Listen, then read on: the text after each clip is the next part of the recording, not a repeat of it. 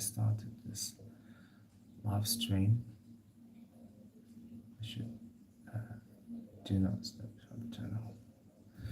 Well, good morning to my brother.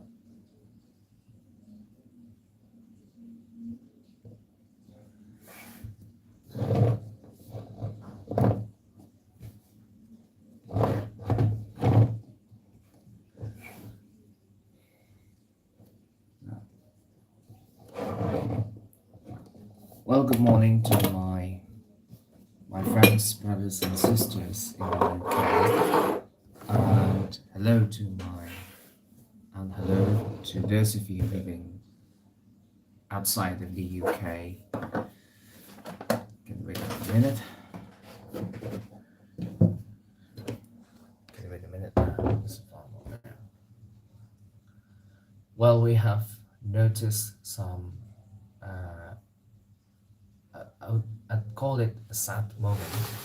Is welcome to this special program on my YouTube channel, which we are just received the sad news that we already know that Her Majesty the Queen Elizabeth II has just passed away peacefully at Balmoral Castle in Scotland at the age of 96 in Thursday, the 8th of September 2022 in the afternoon UK time. At 6:30 p.m. UK time, the Buckingham Palace announced the Queen's death. And of course, the world got shocked and the world lost I would like to call her as a motherly figure that unites all political spectrums, that unites all Britain,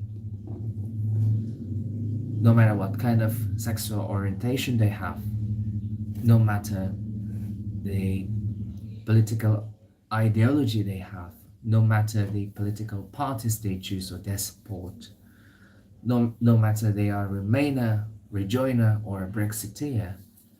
The Queen unites all but diversified Britain, and she will dearly missed, literally missed. So allow me to pay a tribute to her as two different personalities. Number one, as a British citizen in general. Number two, I'd like to always tell you that she is my paternal distant cousin. You know, I've descended from King James I, who later produced numerous of descendants, me included, and some other ordinary people who descended from him directly, including Her Majesty the Queen Elizabeth II and her grandmother, Queen Victoria, now the second longest reigning monarch in the UK, because Elizabeth II has just surpassed her reign. And this year marked the 70th year of Her Majesty Elizabeth II's reign, but her health started to fail because of her advancing age. She suffered limited movement issues, and a few months after Brit celebrated platinum jubilee of her, God called her home. God called Elizabeth II to go to his heaven. I'm quite shocked when I first heard the news this morning in Jakarta, because I'm currently living in Jakarta, Indonesia right now, and personally, as a distant cousin to her, as a paternal distant cousin to Her Majesty the Queen Elizabeth II. Can wait a moment. I need to fix my glasses.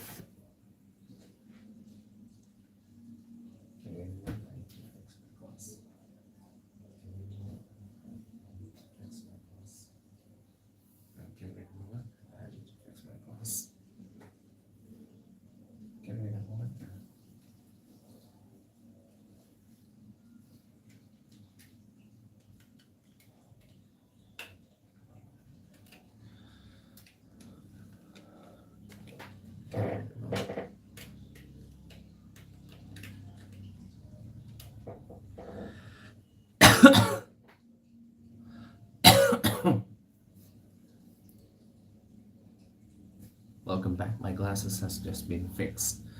You know, the right lens of my glasses are actually broken, and I have no money to buy a new one. Um, Personally, as a distant cousin to her, paternally, and by from my late biological father, I'd like to say that she's a great motherly mentor to me personally. She told me about many things actually, and she mentored me about leadership, about being compassionate, being dedicated to the service for the public. And she once said this to me off the record in a personal meeting with her that happened many times ago. And she said this to me. I refers to Her Majesty the Queen Elizabeth II, of course.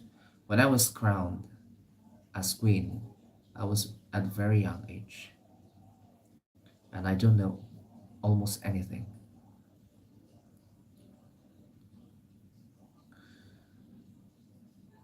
But as we grow old, as we are going old, as we are going old, and we are gone weaker, we are going weaker,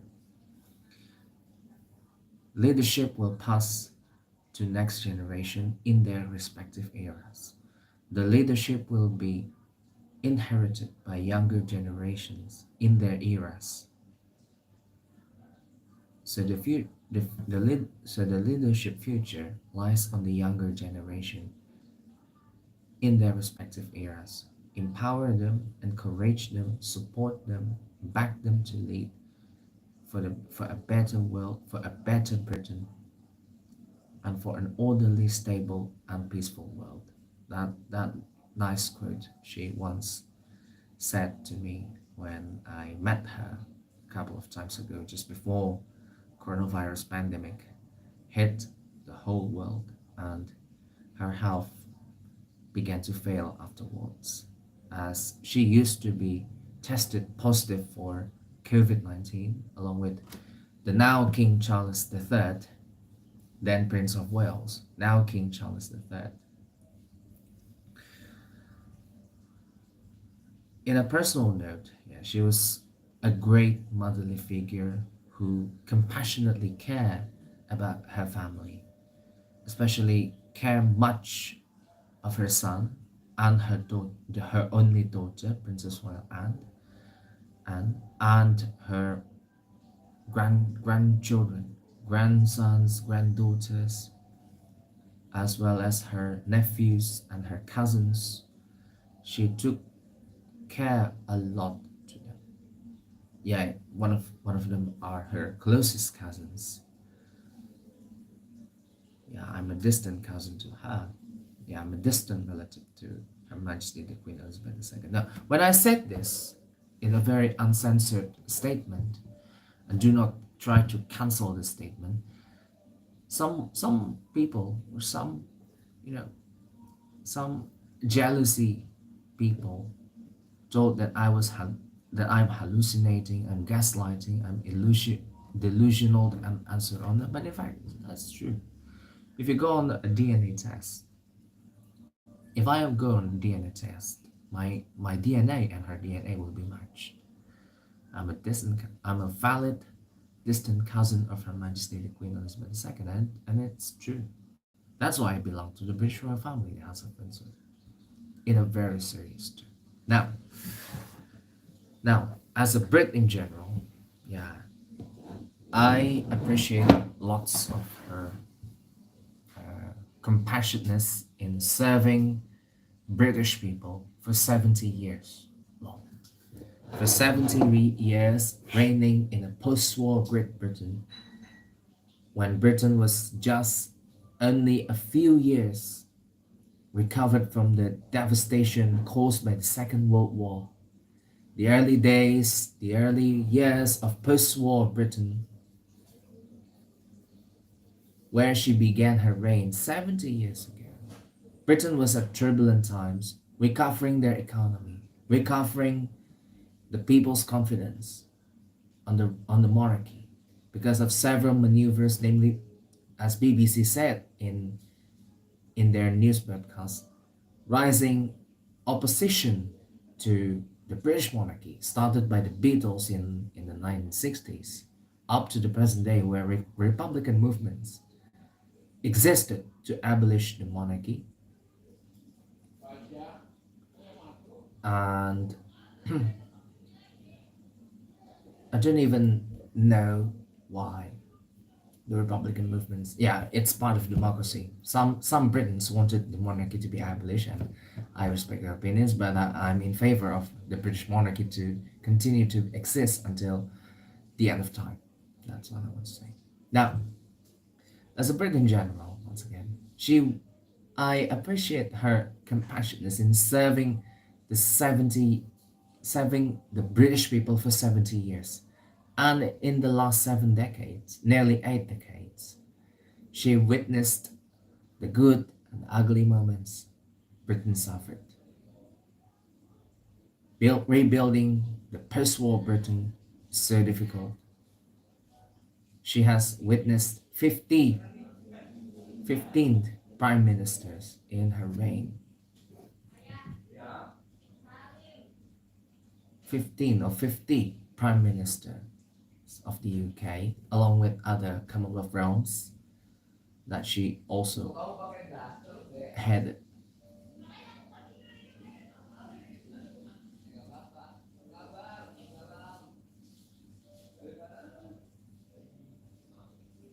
And I don't, and she witnessed the good and ugly moments in her family by herself, namely wedding, the weddings of her children.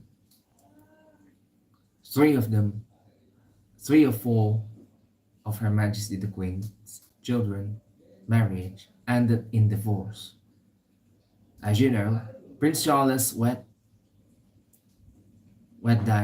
Lady Diana Spencer back in 1981, but 11 years later, they filed for divorce. Princess Royal Anne married just a few years after the now King Charles III and ended up in divorce. Andrew, Duke of York, now involved in a alleged sexual abuse scandal, also divorced from Sarah Ferguson.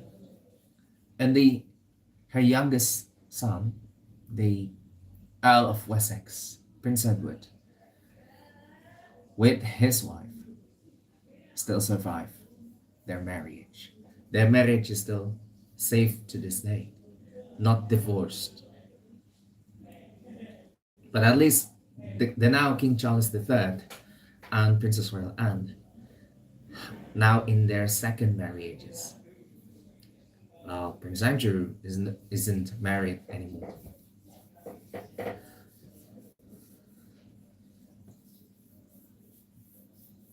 She witnessed the Britain's entry to the European Economic Community, which later became the European Union after Maastricht Treaty was ratified in '92.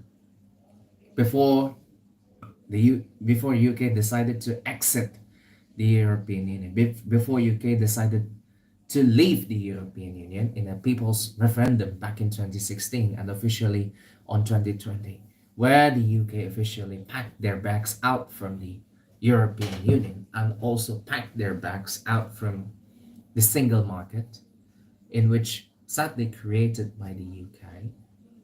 She witnessed lots of many advancements in Britain and the saddest moments for Britons, namely, of course, coronavirus global pandemic. The UK is now in very harsh crisis,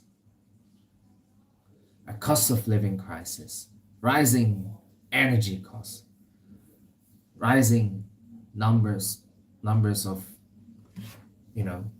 poverty, crime numbers gone rise, etc. There are many more pride and tearful moments that already witnessed by Her Majesty the Queen for over the last 9 decades of her life and 7 decades of her service as Her Majesty the Queen Elizabeth II of the UK. Now, now, she will be remembered as a motherly unifying figure that unites all Britons as one. No matter they are English, no matter they are Scottish, no matter they are Northern Irish, no matter they are Welsh, the Queen will unify them as one. Britain will will utterly miss a motherly figure that have done so many great things for Great Britain. I agree with some media in the UK that she is irreplaceable, and it will be a hard task for the new King Charles III to become father of Britain, a father to unify Great Britain, and a father to make Great Britain much greater in a global stage. But I wish him luck. I wish His Majesty the King Charles III and Her Majesty the Queen Consort Camilla the best in their next few years to reign as the next King and Queen Consort of the UK and the Commonwealth realms. And I hope the UK will unify and will be much greater under the reign of King Charles III. She will be dearly missed. And I agree with Prime Minister Liz Truss that I endorsed back when she campaigned for running as the leader of the Conservative Party and eventually the last ever Prime Minister of the UK under Her Majesty the Queen Elizabeth II, that she was a rock, a solid rock that unifies all Britons as well.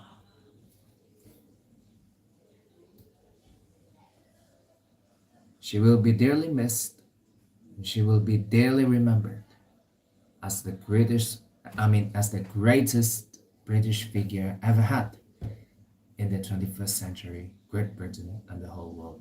No other head of state, no other head of government, no other monarch have experienced the turbulent times and the peaceful times simultaneously like Her Majesty the Queen Elizabeth II. And she knew how to deal with crisis. She knew how to deal with happy times. She knew how to deal with people from different backgrounds. She knew how to deal with in a diversified community, and she already done her best. And finally, Britain will mark her presumably as mother of the nation. I hope Britons will remember her as mother of Great Britain, mother of the Commonwealth, and mother of the nation. Rest in love, and may your peace rest in God's peace and love. Your Majesty, your body is gone, but your spirit, your soul, and your compassion, your wisdom, that remembered by millions of Britons in Great Britain, millions of Britons all over the world, will never gone, and it will last for a lot longer in time. Your Majesty, my final word for you, Godspeed.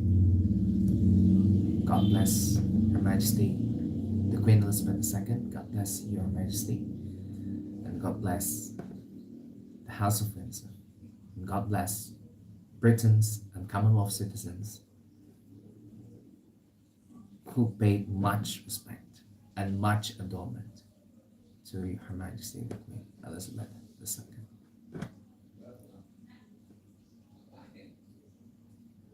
Whoever you are,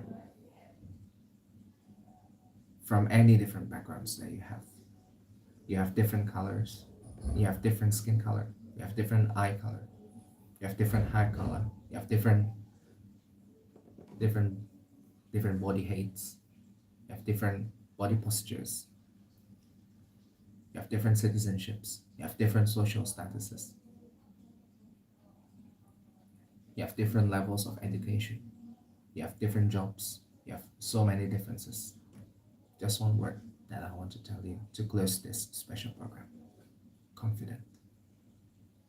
I'm James Windsor in Jakarta, Indonesia. It's a thank you, and once again, for Your Majesty, the Queen Elizabeth II. Godspeed.